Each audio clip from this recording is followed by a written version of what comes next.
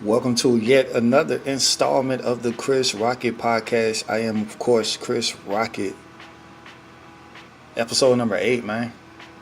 Got a lot of stuff to get into today. We're going to talk about the Kyrie Irving trade and a lot of NFL stuff. Let's hop right into this NBA stuff. Well, let me start out by saying this. The Nerlens Noel signed for 1 year, $4 million, and I'm laughing at this motherfucking ass for that shit, man. You turned down $17 million for $4 million. I mean, it's good for us. And shout out to Mark Cuban for not, bending. You know what I'm saying? Shout out to Mark Cuban. And to really think about it, you got DeAndre Jordan and that situation in the Clippers land. He can opt out after next year.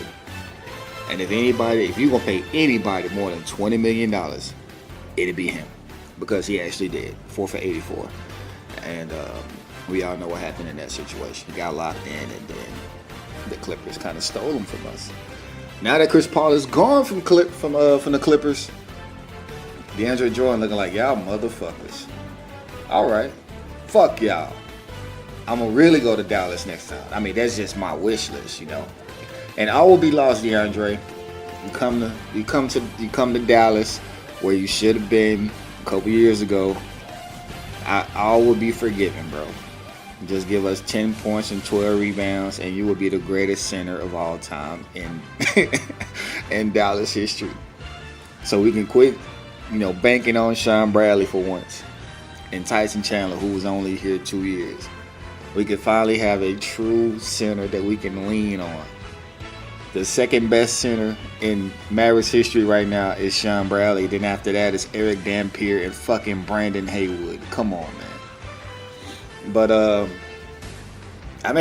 Nerlens Noel can give us the same production, you never know, man. You never know. We might just be like, you know what, Nerlens, now we're willing to pay you, but I doubt that'll happen, because he's probably pissed. You know what I'm saying? He's probably gonna go to Brooklyn. They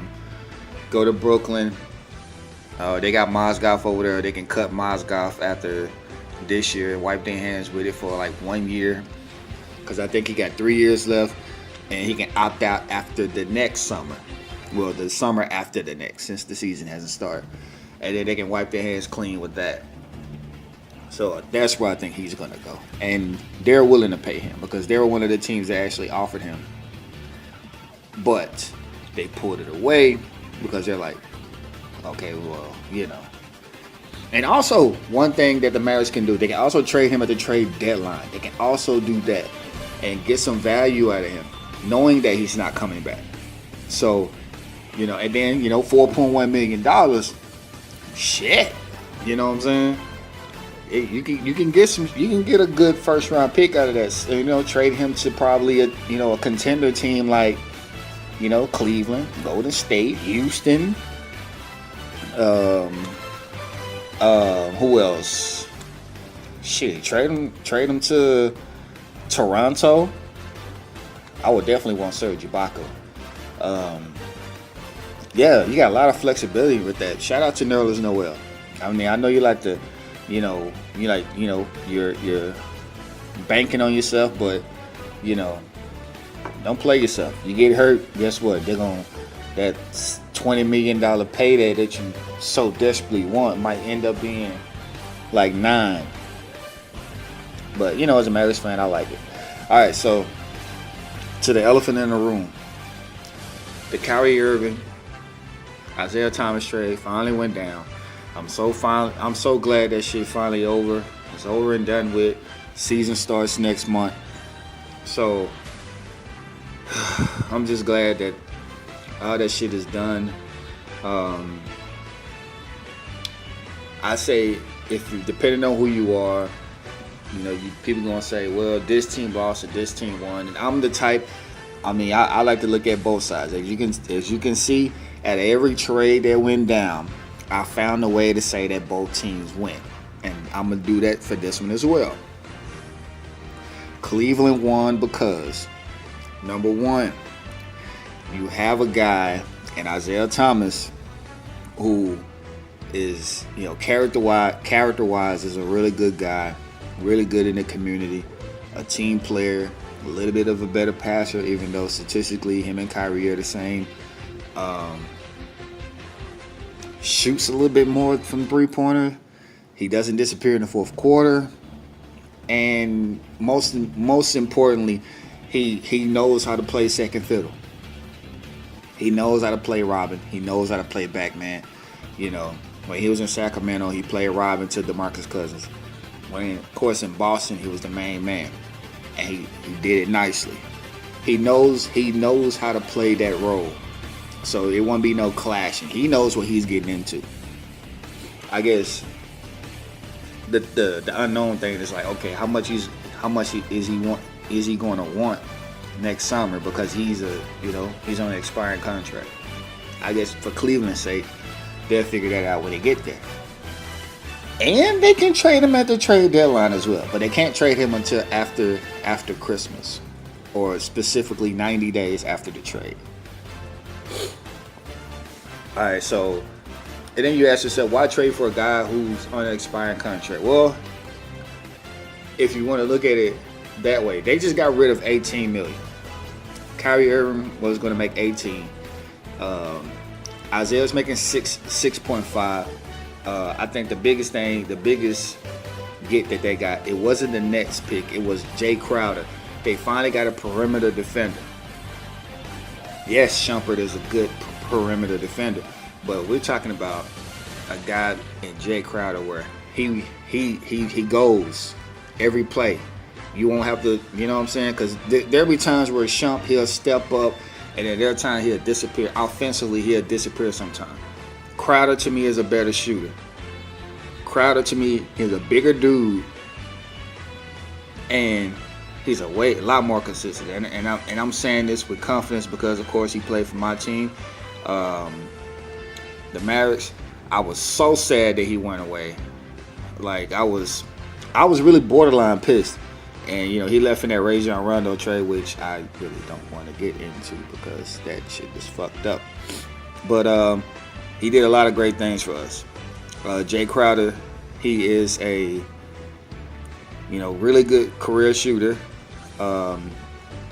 Three-pointer, he has gotten a lot better with that three-point shot. Almost shot 40% last year, up from 34% the year before. And then the year before that, 29%. So he's really, really, really getting better at that three-pointer. Good rebounder for his size. 14 points and almost 6 rebounds. Yo, that's really good production, man, coming out of that small forward spot at a spot where he doesn't even start. Well, I think he did start in Boston, though. Let's see. Yeah, he was a starter. 30 minutes. If he can bring that same kind of production to Cleveland, maybe not so much 13 points because, of course, LeBron James is the starting small forward there.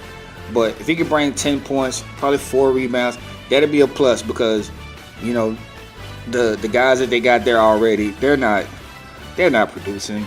I mean, Shumpert, he's a 36% three-point shooter. Not really a rebounder. 3 rebounds. 8 points a game. I mean, yes, he didn't start all the games. Only played 26 minutes, but you get a lot more. You get a lot more offensive production and a little more better defense. So yes, you upgraded right there. And like I said, Jay Crowder is much bigger, and Jay Crowder can guard the 1, 2, and the 3. So, huge upgrade right there. I think that was the biggest piece in their trade. And I only say this because you don't know what the first round pick is going to be. Are you going to get Anthony Bennett or Anthony Davis? Nobody knows. So, and then of course, if I'm Cleveland, I'm looking to move Iman Shumpert like ASAP. ASAP. Either move him or cut him. Because obviously, Shump, he sees the writing on the wall, like, you basically just replaced me, bro. And so I would definitely move him for probably a honey bun, and a bag of sunflower seeds. And his contract is pretty attractive, $10 million. Shump has a player option next year at $11 million. The question would be, I mean, who's going to be willing to take that? I doubt that Shump will want $11 million. He probably going to want more.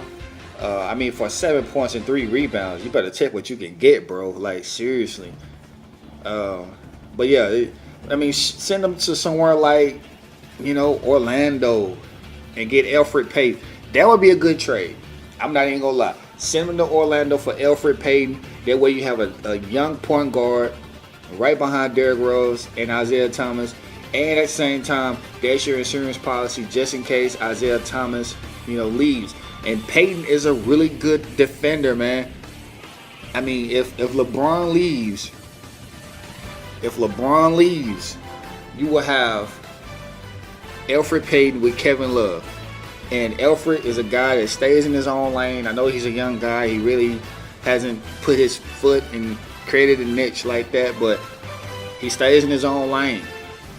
And for me, if you play great defense, offense can be taught, but a defensive mentality is either you got it or you don't. Elfrid Payton has that. And Elfrid Payton, he has the potential to be a really good point guard. It's just that over there in Orlando yes, they got Aaron Gordon over there, but what the hell is Aaron Gordon? Is he a power forward or is he a small forward? Because when he plays power forward, he looks horrible. When he plays small forward, he can't shoot.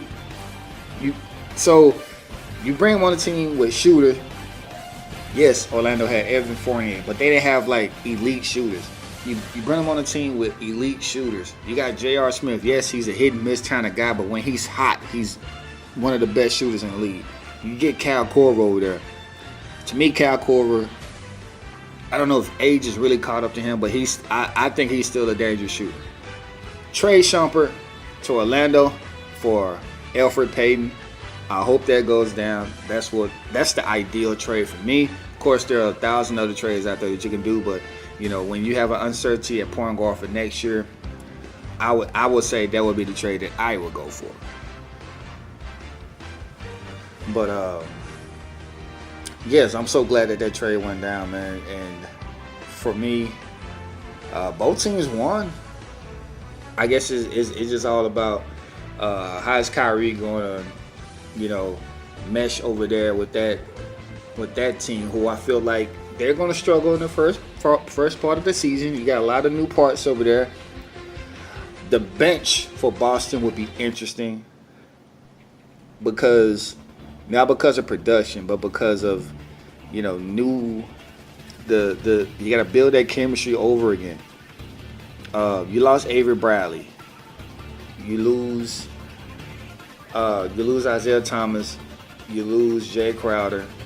So now you pretty much have to revamp that bench a little bit. Because Jay Crowder used to come in, used to be on the court with Marcus Smart, and you got Marcus Morris. So the cohesion of that team has to be revamped a little bit, and that's gonna be really interesting. Do you cross over a lot of people? You got Jason Tatum. What are you gonna do with him? That bench squad is gonna be something that I'm gonna have to really take a look at. Especially, I don't know when the preseason game is gonna start, but I'm definitely gonna be looking at that team. I say with the first 10, 15 games, I'm not gonna worry about it. Even if they go 1-14, if they haven't gotten it together by game 30, then it'll be a problem. Because to me, chemistry, it takes probably 10 to 15 games to kind of really get acclimated. But for great teams, it probably take 10 games. But give them 15 games. Let's see how they go. Coming up on the Chris Rocket Podcast, more from the wonderful world of sports, because I fucking love it. You're listening to the Chris Rocket Podcast.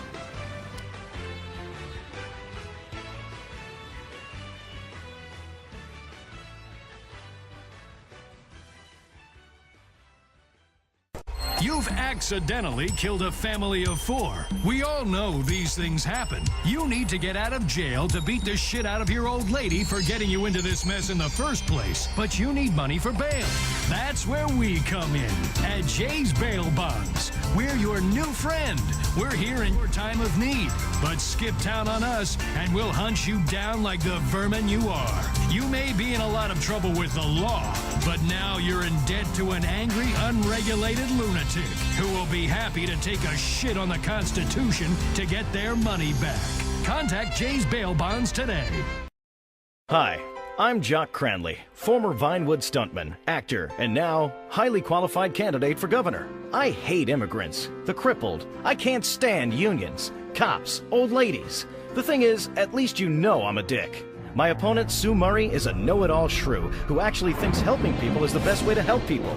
Listen, I've base jumped off skyscrapers. I understand the intricacies of city planning. We've cared about people for far too long.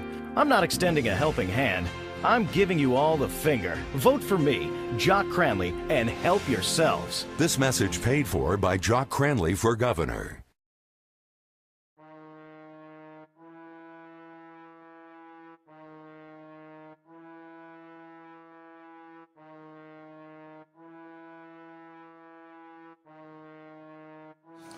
Welcome back to the Chris Rocket Podcast. I am Chris Rocket, man. This past week, the rosters have been trimmed all the way down to 53 from 90 to 53. So it's just one big clusterfuck of cuts and one big clusterfuck of pickups. A lot of interesting names that got picked up and cut. Starting with the people that just got clear cut. Chris Johnson was cut. I was kind of sort of surprised by that. He didn't do bad in preseason, but I guess at that age, you really need to kind of like, wow people, especially on a team like that when they got Andre Ellington, which is pretty much the same guy, but he's younger. Hopefully, I hope Chris Johnson finds a place. Jeremy Langford, that was the one that surprised the hell out of me. He got cut by the Bears. To be quite honest, I'm just pretty much scratching my head on that one. Yes, Jordan Howard broke out, second leading rusher in the NFC last year, but I mean, Langford is a good spell back for him. I mean, I get a little bit more information as to why he got cut. I really didn't see him in the preseason like that, so maybe this is like an injury thing. I don't know, but I was definitely surprised about that. Brandon Bolden out there, New England got cut, and he was just basically just a casualty of just a stacked backfield. As my colleagues who are Patriots fans, Matt Johnson and Nisha Derricks, they saw it coming. They knew it. When you bring in Gillingsley, you bring in Burkhead, you got White, you got Deion Lewis coming back. I mean, there's going to be an odd man out, and Brandon Bolden was definitely it. To the guys who got cut and picked up, Brock Osweiler got cut by the Browns and got picked up by Denver, which is interesting because Denver traded him to, not traded, they let him go because they didn't want to pay him. He ended up going to Houston, gets traded to Cleveland, and now he's back to Denver. Now, of course, John Elway looks like a genius because he's like, ain't no way in hell I'm paying you that much money. Houston paid him. Of course, Houston took the contract off their hands to Cleveland. Cleveland now owes him $16 million minus $775,000 because he signed with Denver for a 1 year veteran minimum, which is $775,000, and so the Cleveland Browns only owe him $15.225 million. So good pickup by Denver. They definitely need him for the, Trevor Siemian got that shoulder injury, so good pickup for them. Matt Jones, former Redskin Matt Jones, was cut and was picked up by the Colts. To me, that Colts running game needs all the help it can get. Casey Williams was cut by the Seattle Seahawks, which really shocked the hell out of me because he was so good in the preseason. I mean, the stats isn't going to wow you, but, he's a big guy. He got good hands. He dropped a couple, yes, but I feel like, he's a guy that, you put him in the right situation, he's really going to flourish. And I thought Seattle was a great situation, especially the fact that, they traded somebody, and so he got cut and then was picked up by the Browns, which, I mean, I don't know how you can maybe he starts over there, maybe he'll play. Of course, they got Corey Coleman over there who is coming off an injury. You know, maybe it's insurance. Maybe he'll come in. I got to get more information on that. But definitely a good pickup by the Browns. Their team is going in a positive direction. They drafted well. They got young guys. They're starting Kaiser, so it could be a good parallel for them. Couple trades that happened. Yeah. We're gonna do this right quick. Joe Hayden was cut by the Cleveland Browns, and he signed with the Pittsburgh Steelers, which the Steelers, as great as their defense was, they needed secondary help, and they definitely got it. Yes, Hayden is, he's getting up there in age. I still feel like he can produce at a high level. And I just think on a team like Cleveland, who doesn't have pass rush, so in the secondary you have to cover a lot longer. He now goes on a team where they have pass rush. Maybe not on that defensive line, but that linebacking core is going to get at the quarterback consistently, which means less work for the secondary, and that bodes well for a guy like Joe Hayden. For quarterbacks over there, they ain't got a lot of time, so they're just gonna chunk it somewhere, and he gonna get it. And if you look at the quarterbacks in that division, Andy Dalton, Joe Flacco, he'll throw you a couple. And then, of course, you got the young guy in Cleveland, Deshaun Kaiser. I think this is the perfect situation for him. Like I said, a good pass rush will make any secondary look good. They also end up trading for J.J. Wilcox from Tampa Bay, which is really a damn good pickup. I told Kill, if you do not ask Wilcox to do coverage a lot, then you got the great guy. You got a really great player, because Wilcox is really, really good against the run. The thing that hurted him with the Cowboys is that the Cowboys didn't really have a pass rush. So he was forced to cover a lot. And then, of course, he was back there with Barry Church, who is really – put it like this. The Cowboys really had two strong safeties. They really didn't have a true free safety. For the Steelers, y'all have a free safety. And now Wilcox is the true strong safety that they need to accompany that good linebacking core in the run game. Because I felt like once the person got past that second level against the Steelers, he was gone. Because nobody really, played the run like that in Pittsburgh. Now they have it. Wilcox is perfect for that team. Another trade that went down was Jermaine Kearse was traded to the Jets for Sheldon Richardson. To me, this was a steal on paper. Of course, who knows? Seattle ended up shipping a second-round pick to the Jets as well. Who knows what that pick is going to turn out to be? But right now, as we sit right here, Seattle Seahawks got a steal for a guy who really wasn't even doing all that great. To me, Jermaine Kearse, a couple years ago, I felt like he was on the up and up. I always have this affinity for big receivers who go get the ball. To me, Kearse is like a bigger Golden Tate to me. Really cocky, really just don't give a shit. But they get a Pro Bowl defensive tackle in Sheldon Richardson. Yes, he's on an expiring contract, and I think they're willing to pay him whatever he likes. You put him on that team, on a team that lost Bruce Irvin. They definitely missed Bruce Irvin on that other end, on the other side of Michael Bennett. They lose Malik McDowell this offseason from the accident. You get Sheldon Richardson, and then once Malik McDowell comes back, that defensive line now looks really, really good. And I felt like this right here, you get to revamp that defense. Now that defense looks scary up front instead of the back end really, holding it all together. And finally, the Patriots and the Colts make a trade. Philip Dorsett for Jacoby Brissett. I feel like, depending on who you are, for the Colts, they got the Andrew Luck with the shoulder injury.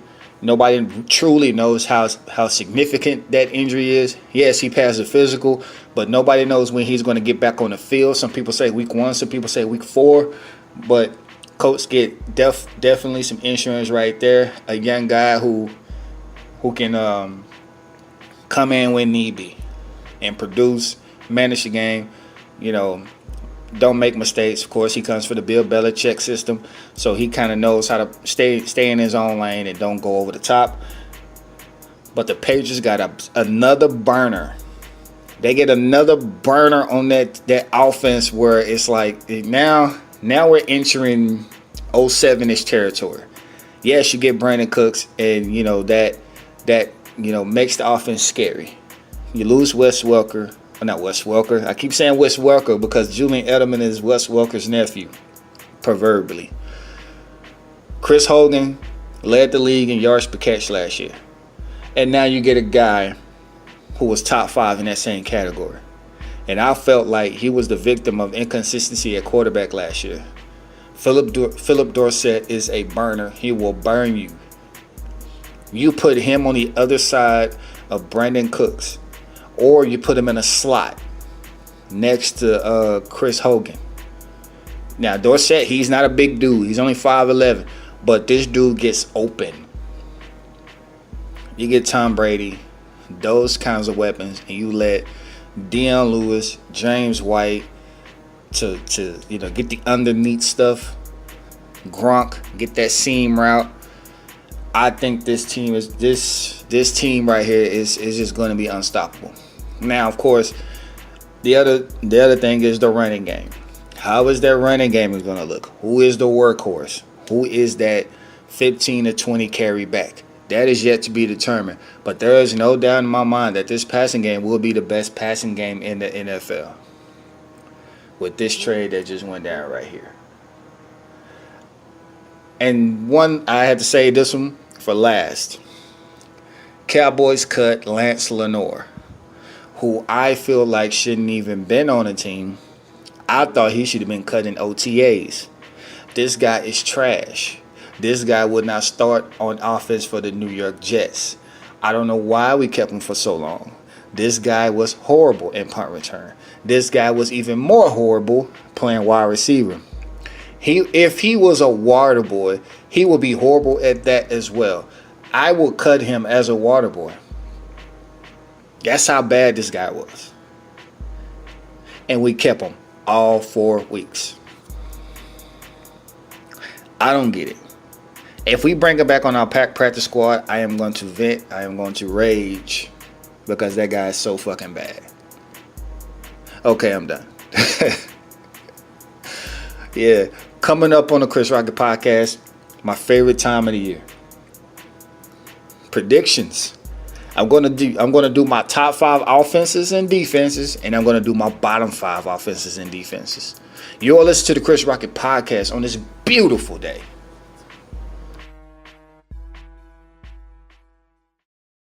At Lombank, we're with you every step of the way. We sell your dreams. We're not a soulless, monolithic institution. We are, but we use nostalgic imagery. It's walking into your dream home. You can't really afford it. We'll lend you the money anyway. It's kids graduating from college. With pointless degrees riddled with debt. It's happy picnics on the beach. There's sewage in the water. Family portraits with everyone dressed the same.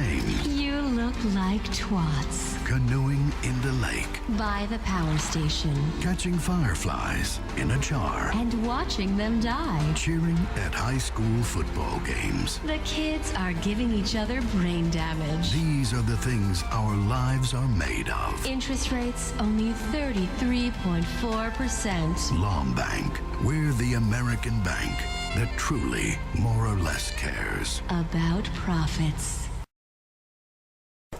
You love sports, but isn't it time to forget about friendly rivalries, tailgate parties, and marching bands? It's time America joined the rest of the world. Who's the Laker in the Blast? Embrace the global passion of soccer at the next Los Santos Benders home game. Let off flares, riot, and commit race crimes, just like the sophisticated Europeans do. Yo, shit, and you know you feel the excitement of a Bender's home game, while a normal post-game melee may result in a couple of burnt cars. A proper English riot can burn a town to shreds. It's time America finally joined in on the fun. The LS Benders. Season tickets only $50. Who's the Laker in the black?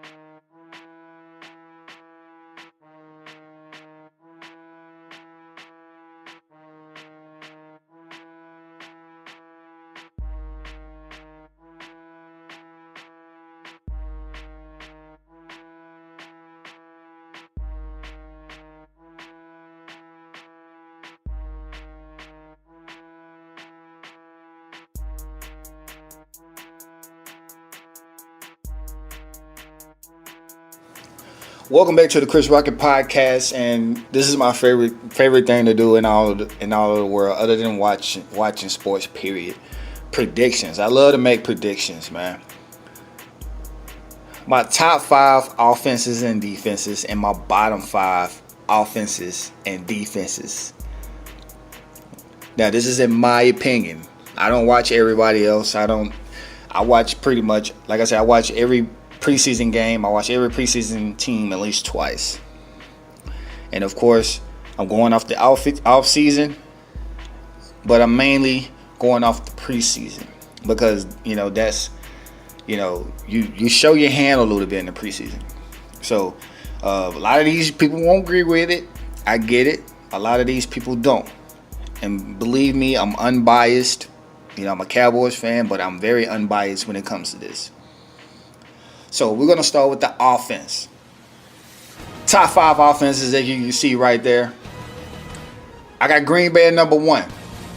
They were 8th overall last year, 7th in the past, 20th in the run. I feel like, and people might say, well, they got a wide receiver playing running back. I feel like a whole offseason, because back then, there was like Eddie Lacy. Is he going to come back? There was a lot of uncertainty at their running back spot. Now, you know who your running back is. You had a whole offseason to kind of get that cohesion between the running back and the offensive line. Yes, the offensive line really isn't all that, it ain't all that healthy. You got Bakhtiari, injured. Bulaga, he's, nagging injuries here and there. But I feel like something has to count for having a whole offseason knowing that this is the guy. And Ty Montgomery, he had a really good rushing average. I think he averaged like 4.9 yards per carry. So I feel like that running game is going to definitely improve, and I feel like the passing game is one of the best. You get, this is the second year. Jordy Nelson is 2 years. This will be 2 years coming off that ACL. He had 16 touchdowns the year after. So then you got Randall Cobb, a healthy Randall Cobb. Devontae Adams almost had 1,000 yards last year. This team is gonna be nice. And then of course in that division, who the hell is scary over there? Nobody. All right, so second I got the New England Patriots for obvious reasons. The only thing that probably hurt them is their running game, but I feel like, that offense as a whole is gonna be like very dangerous. That passing game will be number 1, and it's gonna be number 1 far and away from everybody else. They really never really needed an elite running game anyway. Yes, they lost LeGarrette Blount, but the way that offense runs, it kind of use the short passing game as the running game. So I feel like it'll be a very efficient offense with all 4 of the running backs that they have. They're going to utilize them in a very special way. They have power backs. They have speed backs. They're going to use them all. I think as a whole, that running game is going to be great. 250 to 275 carries divided amongst those 4 people is going to be a really great offense. Number 3, I got Philadelphia. They get LeGarrette Blount, which immensely upgrades their running game. That offensive line is really good in the run. and in the pass. And then, of course, you bring in Alshon Jeffrey and Torrey Smith to bolster that passing game. Carson Wentz finally gets weapons. Yes, you lose Jordan Matthews, but, you know, him and Torrey Smith kind of cancels out. You get a big receiver. You get a really good, capable second wide receiver. And then that opens up for the tight end, Zach Ertz. And don't look now, but that Philadelphia team looks real dangerous on offense. That defense really just needs to, come around, which I think it will. That defense really causes a lot of turnovers, which means more opportunities to score for that offense. So I got Philly at number 3. Atlanta, I got at number 4. And this team, it didn't lose nobody. It didn't gain nobody last year. I feel like this team would just, it'll coast. It dropped a little bit because I felt like, Tampa Bay got a little bit better. So Tampa Bay might give them a little bit more problems. So Atlanta, I have them hold and serve at number 4. And number 5, the surprise of many people, I got Miami at number 5. Why? Because now you have a guy. Okay, the running game is already good. The running game was really, really good. Now you have a guy in Jay Cutler where everywhere he's pretty much has gone, the offense has always been a threat. The only thing he pretty much need with Jay Cutler is a big receiver. Devontae Parker is that guy for him. Jarvis Landry might take a hit a little bit, but Devontae Parker would be the biggest beneficiary of this, of having Jay Cutler. They have no worries in regards to, Tannehill being all timid, pushing the ball down the field. Jay Cutler definitely pushed the ball down the field, throws a really good deep ball. Kenny Stills is going to definitely benefit from that. And, this team is going to be explosive. Now, who knows how deep they're going to go in the playoffs, but I feel like this team is going to be definitely explosive. Now, for the bottom 5 offenses. All right, so I got Chicago, but this is not a bad thing.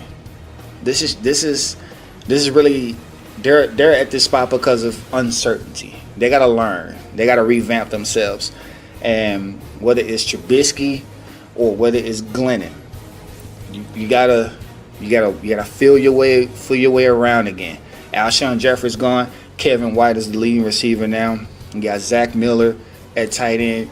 You got Jordan Howard, a good running back. You really gotta feel yourself. This team was 15th, 15th ranked last year. Of course, Cutler's gone.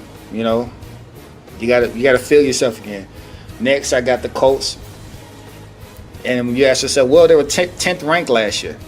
There's uncertainty. Okay, like I said before, when is Andrew Luck coming back, and what kind of Andrew Luck are you going to get? The running game was 23rd last year. You get Matt Jones as insurance, but, you lose Philip Dorsett.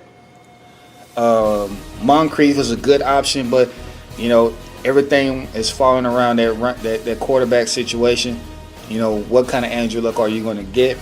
I got Jacksonville up next, which is that team is pretty much a mess. They were 23rd last year overall, 20th in the pass, 22nd in the run. The running game is the key. You get Leonard Fournette in your draft. How is that running game going to look? Now, the passing game is just fucked up. And some people might say, well, it really depends on the passing game. No, it really depends on the run game. The run game really sets up the pass. If Chad Henne is your guy, then he needs a run game to really cover him up. If the running game is fucked up and you asking Chad Henne to throw 30 to 35 passes a game, well, shit. Good luck. I don't care how good your receivers are. If you don't have a good run game and you're asking an average quarterback to throw 35 to 40 times a game, you're fucked up. In a division that's already kind of tough. You got Houston over there who are licking their motherfucking chops right now. Next up, I got the Los Angeles Rams, who were 32nd overall and 31st in pass and run respectively. Yes, they upgraded their wide receiver. They get Sammy Watkins, who they finally get a playmaker, but what difference will that make? And how's their running game going to look?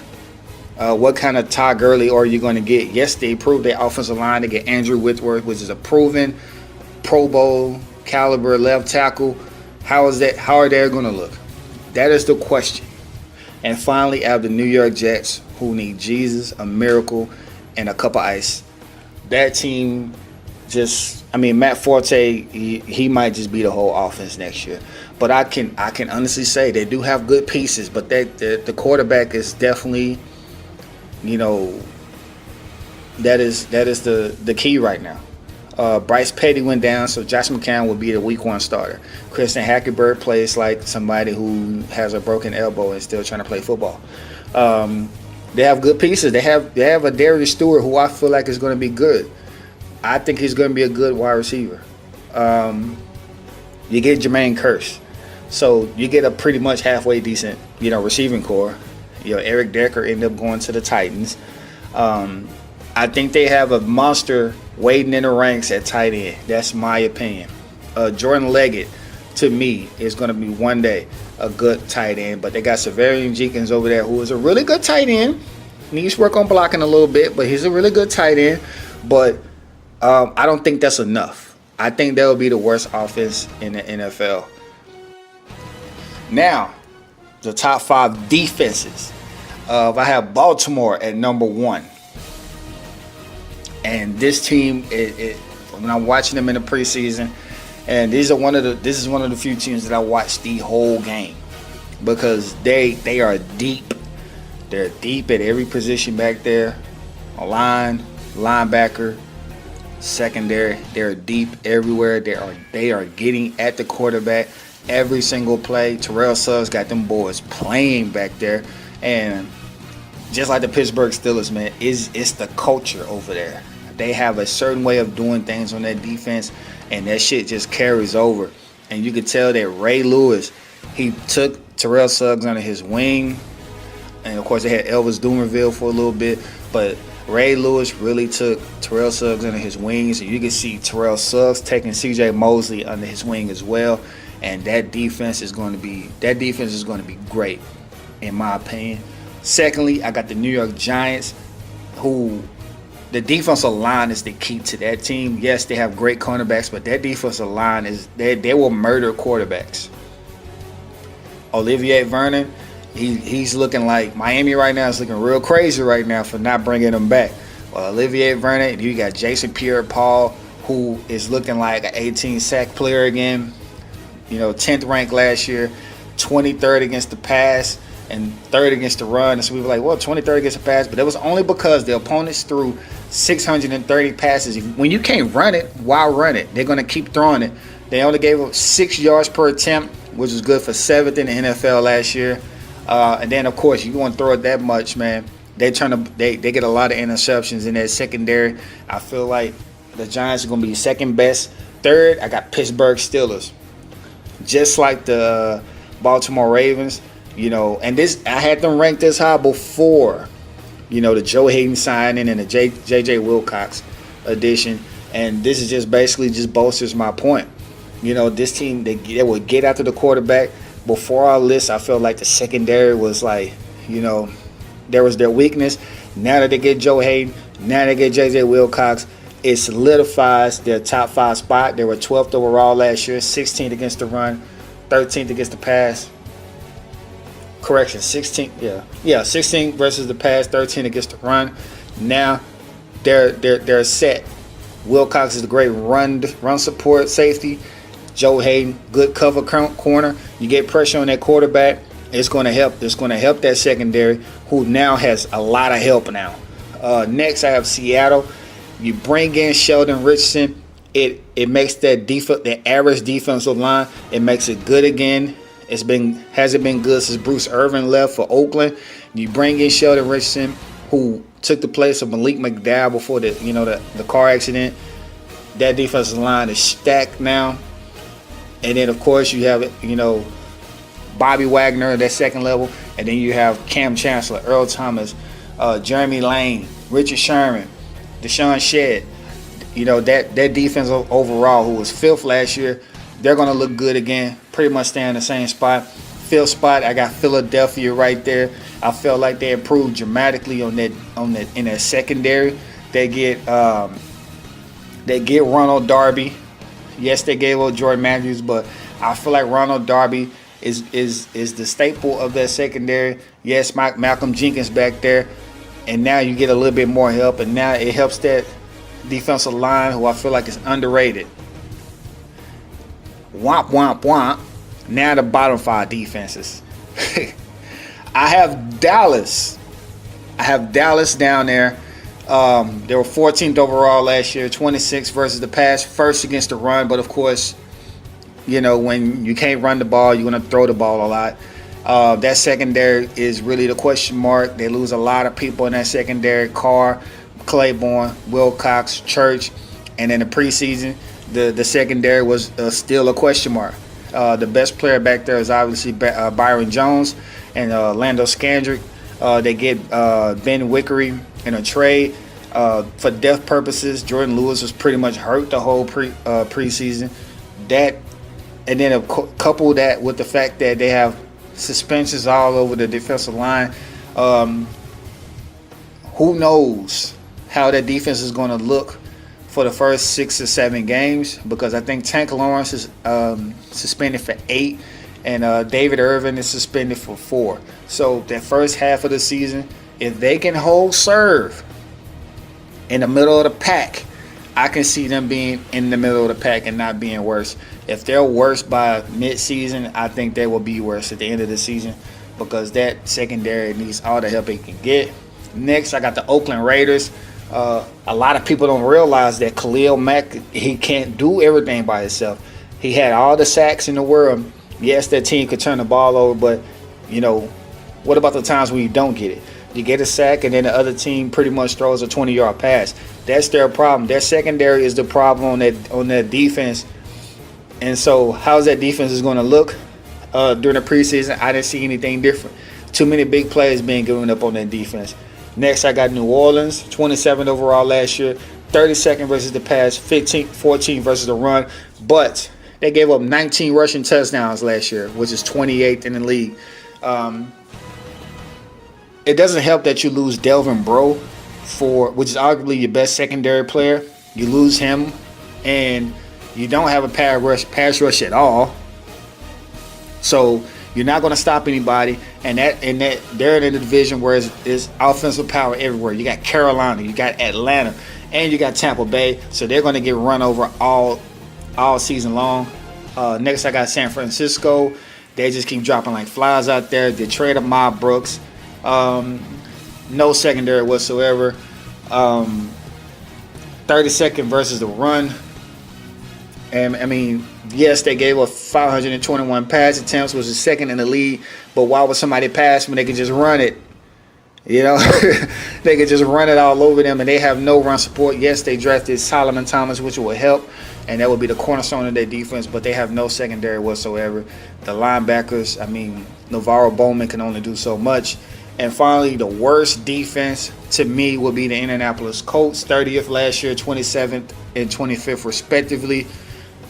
They did draft Terrell Basham, who I feel like would be great. He was ranked top 5 prospect for me in that position. Vontae Davis is back there, and that's pretty much it. They're going to get run over all over, and that's the AFC South. Tennessee is going to kill them.